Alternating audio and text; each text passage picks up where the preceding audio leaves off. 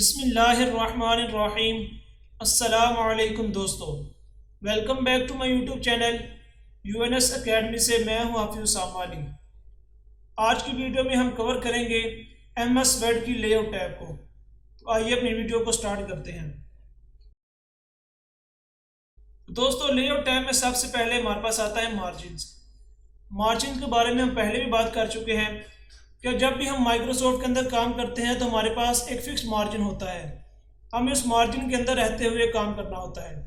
अभी जो इस वक्त मेरे पास मार्जिन है वो ये है।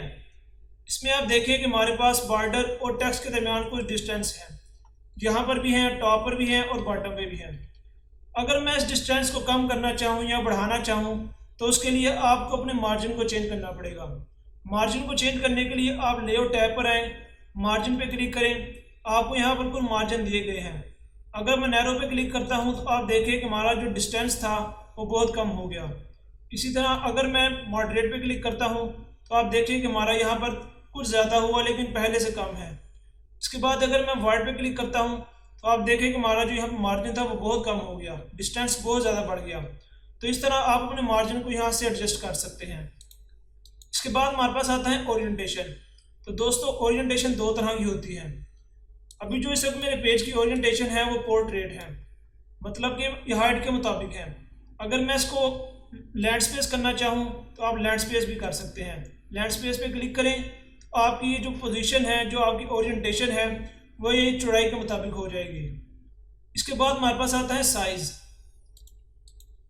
अब अगर आप अपने पेज के साइज़ को चेंज करना चाहें तो आप यहाँ से साइज़ भी चेंज कर सकते हैं। नॉर्मल जो हमारे पास पेज साइज यूज होते हैं वो A4 हैं, लेटर या लीगल है।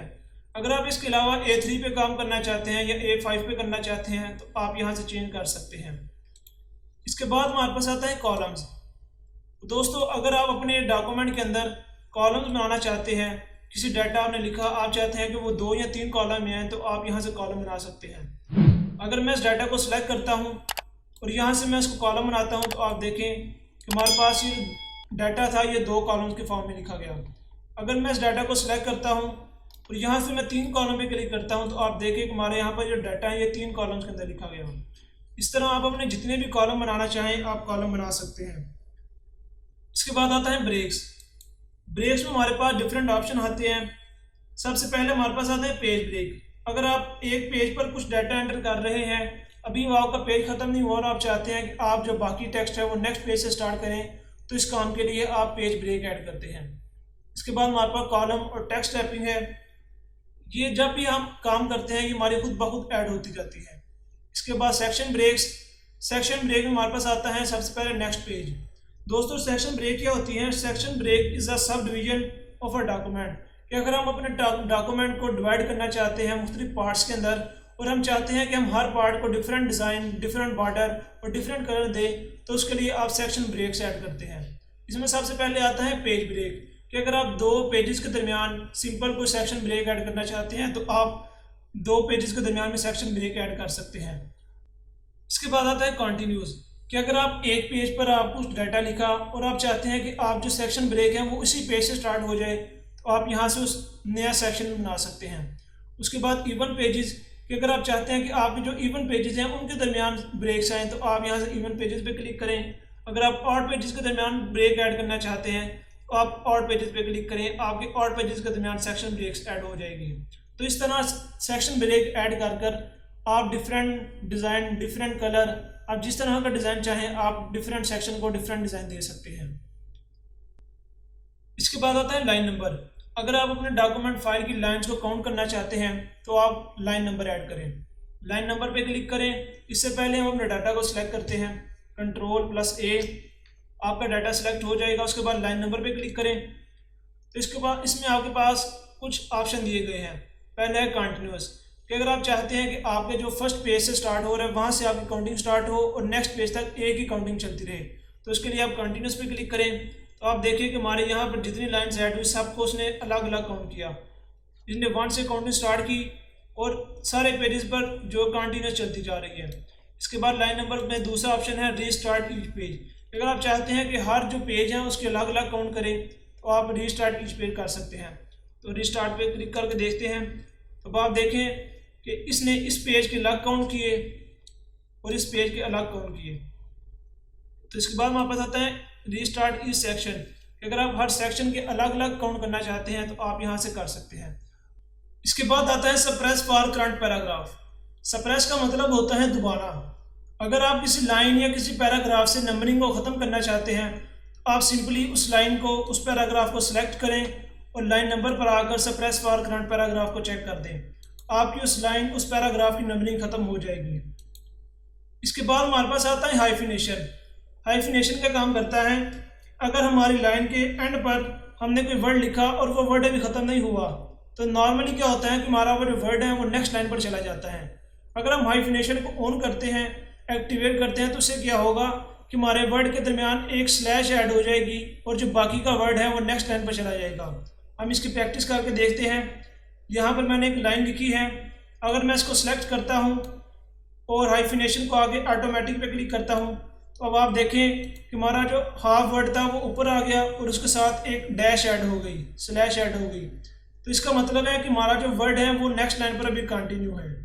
तो इसके लिए आप हाइफिनेशन को यूज़ करते हैं। हाइफिनेशन के बाद हमारे पास आता है पैराग्राफ।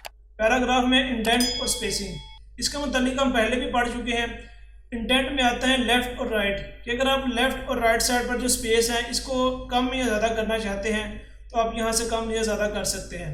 उसके बाद पैराग्राफ की अगर ऊपर और नीचे स्पेस ज़्यादा करना चाहते हैं तो आप यहाँ से स्पेस कम या ज़्यादा कर सकते हैं।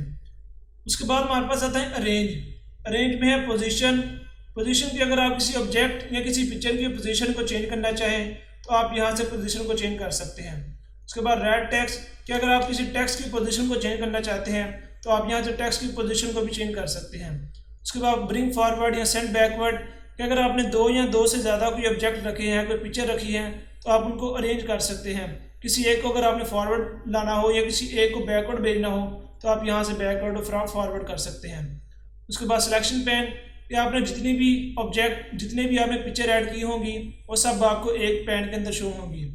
उसके बाद अलाइन, कि आप अपनी जो भी आपने पिक्चर या जो भी आप लोगों ने ऑब्जेक्ट एंटर किए हैं, ऐड किए हैं, आप उनको अलाइन कर सकते हैं। उसके बाद ग्रुप, कि आप अपनी जो भी ऑब्जेक्ट हैं, जो भी पिक्चर है उनको ग्रुप कर सकते हैं। उसके बाद रोटेट, कि अगर आप किसी ऑब्जेक्ट को रोटेट करना चाहते हैं तो आप यहाँ से रोटेट भी कर सकते हैं। अभी हमारी सारी कमांड्स ऑफ हैं। ये ऑन कब होंगी कि जब हम कोई पिक्चर या कोई शेप इंसर्ट करेंगे। हम यहाँ पे इंसर्ट करके देखते हैं, शेप पे क्लिक करते हैं और ये शेप को ड्रा करते हैं। इसके बाद हम एक और शेप इंसर्ट करते हैं। अब हम लेआउट टैब पे जाते हैं। तो अब आप देखिए कि हमारी जितनी कमांड्स हैं ये सब ऑन हो चुकी हैं। अब पोजीशन में आप इसकी पोजीशन को चेंज कर सकते हैं अगर आप अपने ऑब्जेक्ट की पोजीशन को चेंज करना चाहें। उसके बाद रैप टेक्स्ट, अगर आप इसके साथ टेक्स्ट की पोजीशन को चेंज करना चाहते हैं तो आप टेक्स्ट की पोजीशन को भी चेंज कर सकते हैं। उसके बाद ब्रिंग फॉरवर्ड या सेंड बैकवर्ड, अभी हमारा ये जो ऑब्जेक्ट है ये स्क्वायर के ऊपर है, मतलब फ्रंट पे है। अगर मैं इसको बैकवर्ड भेजना चाहूँ तो मैं इसको सेलेक्ट करूँगा और सेंड बैकवर्ड पे आके क्लिक करूँगा। अब आप देखिए कि हमारा ये जो हमारा सर्कल था ये बैकवर्ड पे चला गया। इसके बाद सिलेक्शन पेन, सिलेक्शन पेन का जैसे मैं बताया कि हमारे जो पिक्चर हैं, जो भी हमने इंसर्ट की होगी उन सब की डिटेल हमें बताएगा। उसके बाद अलाइनमेंट में भी आपके पास यही आता है कि आप इसकी पोजीशन को चेंज कर सकते हैं, इसको अलाइन कर सकते हैं।